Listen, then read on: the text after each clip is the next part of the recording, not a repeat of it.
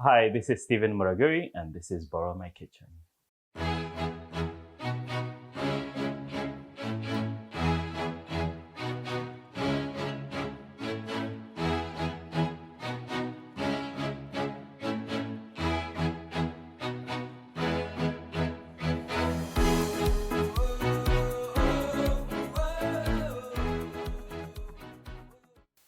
So again, my name is Stephen Muraguri. I've been, as you can probably tell from my accent, I'm from somewhere in the south.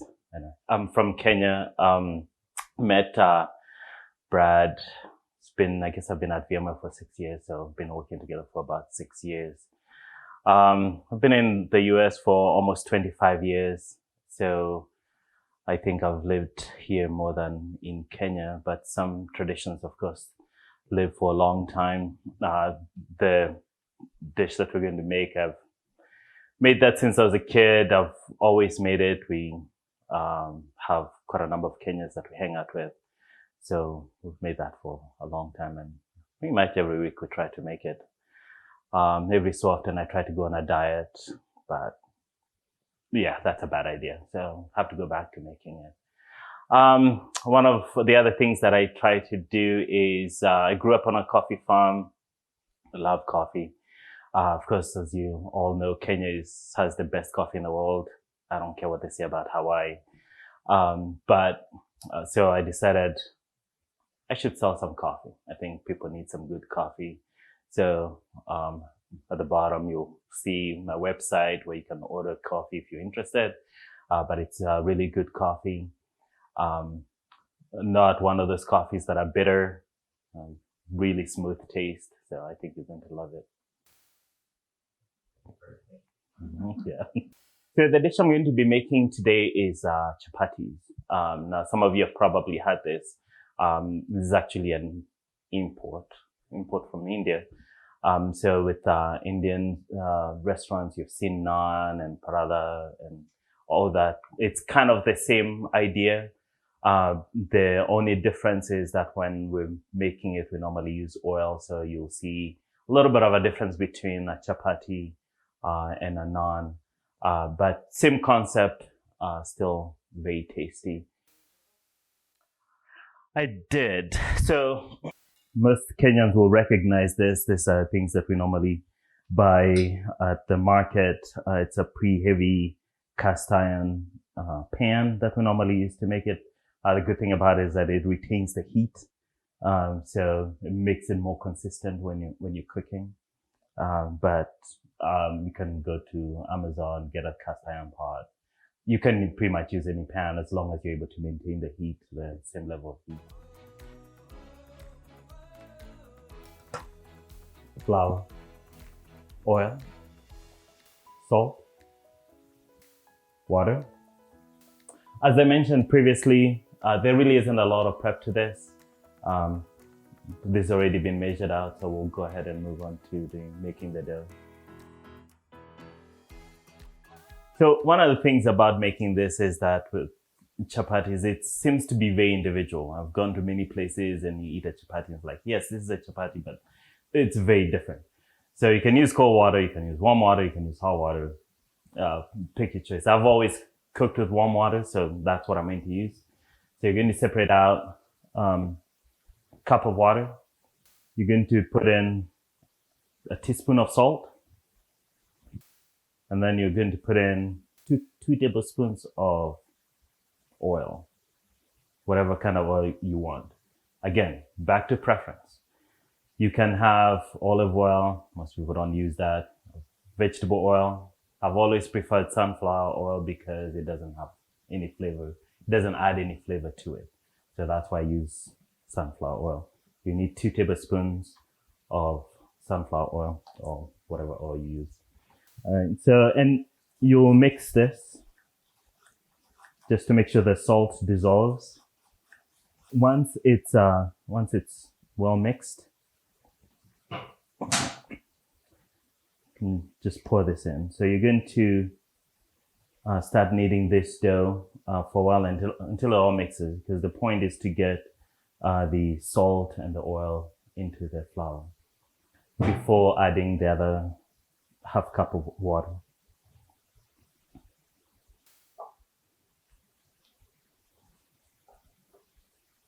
So this is about what it should look like once you've mixed the 1 cup of water with the oil and the salt. Still pretty dry, but we'll add another half cup of water into it. Then you're going to continue mixing this until it's absorbed all the water. As you can see, this is going to be pretty wet. So once you're done mixing all the water into it, you're going to add some more flour to it. Once you're done, it should be, again, pretty wet. So we need to add some more flour to it. That way it's still soft, but a little bit dry because you're going to need to roll it out. And this is just too sticky to be able to roll it out. The amount of flour, you mostly go by feel.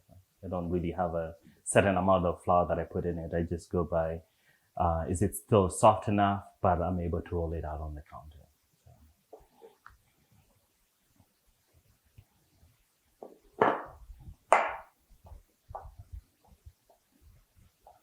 So when you're done with this should be about the consistency. As you can see, it's pretty easy to pull it out. Still pretty soft. But once you're done with this part, you should set it aside for about 45 minutes. Put it in an airtight container. That way it doesn't dry out. But you want it to sit for about 45 minutes or so before you roll it out. So about 45 minutes later, you can just take it out. And you can just start rolling it out on the counter. I normally use the counter. So so this should give you about somewhere between 12 and 15 chapatis.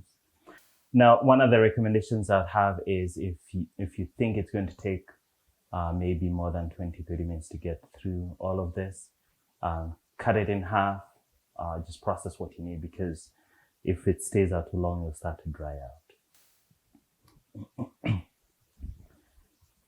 Now all of us have our different measurements. I learned to do it this way. I worked at my dad's restaurant. So one of the things that we learned how to get the same amount is to pass it through your thumb and your finger, because it gives you about the same size all the time. Depending on the size of your hand, of course, they're going to be smaller. So once you have that, we're going to roll it out.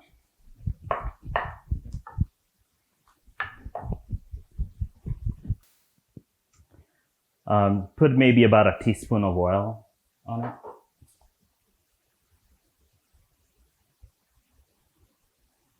Spread it all over it. And then the way that I do it is I cut it from the half point through and roll it this way. Now, there are other ways of rolling it, and if you check out other videos, you'll probably see people rolling it different ways. There's different ways to do it. So that one is now ready to eventually be rolled out again onto the pan. So I'll show you another way that people normally cut through this.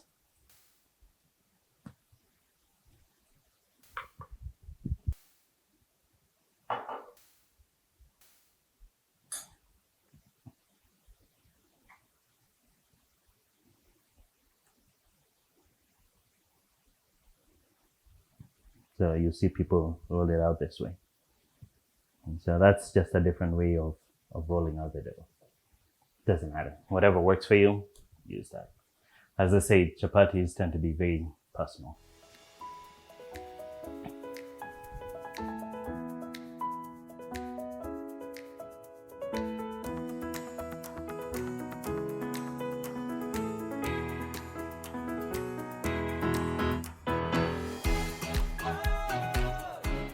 So as I mentioned before, this, once you're done rolling it out this way, now we'll be able to move to the stove. We'll roll it one more time to put it on the stove for it to cook. We'll flip it a couple of times. You'll need some more oil for this part also. We're going to roll it out. Now, when you start, this is not going to be around. Actually, one of the things that I remember so clearly is my dad complaining because they were rectangular, triangles, weird shape. But so it doesn't matter. As long as it's rolled out, just make sure it's mostly even wherever you roll it out, and just put it on the stove to start warming it up.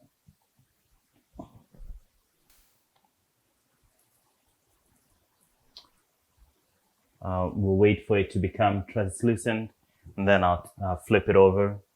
Once I flip it over, I'll wait maybe 30 seconds or so. And then typically what I do is then I'll put the oil underneath, kind of roll it to make sure that there is enough oil. I don't want to put too much oil into it. So I'll put a little bit of oil at the bottom and then flip it over to finish cooking the top of it. And that should be it.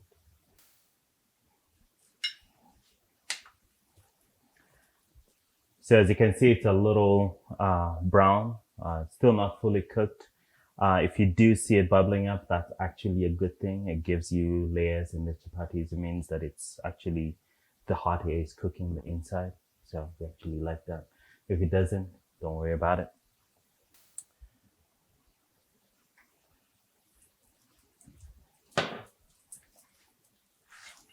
So I'll put some oil at the bottom of it.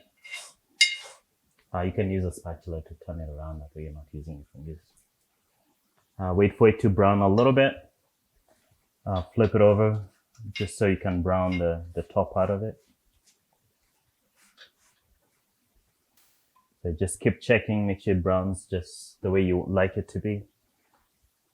Once it's brown enough, by now it's pretty much cooked on the inside. You can take it off, put it on a plate, and that should be ready to eat.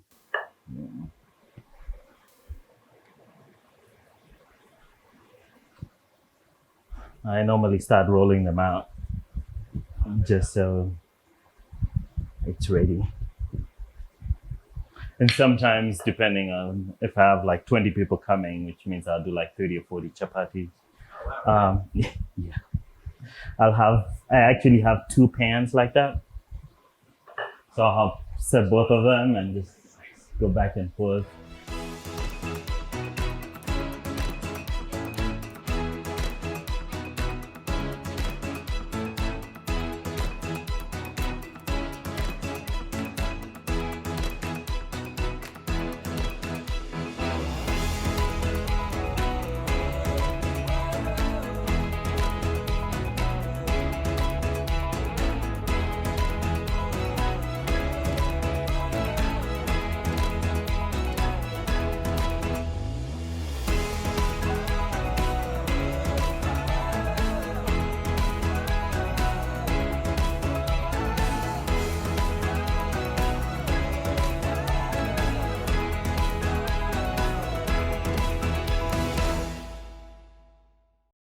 All right, so we are done with this. Chapatis are very versatile, as you saw, and really add a lot of ingredients to it.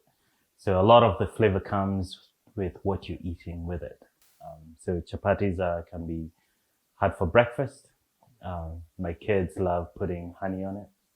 Sacrilege, my personal opinion. Or you can have it for dinner with stew. So it's very versatile. You can use it for many different ways. Typically, once you make it, I'll normally make it for dinner, have it with a stew. Whatever leftovers are there, we'll have it for breakfast with tea or coffee. So in eating it, again, some people will put the stew in the chapatis. Others just, most Kenyans will eat it on the side.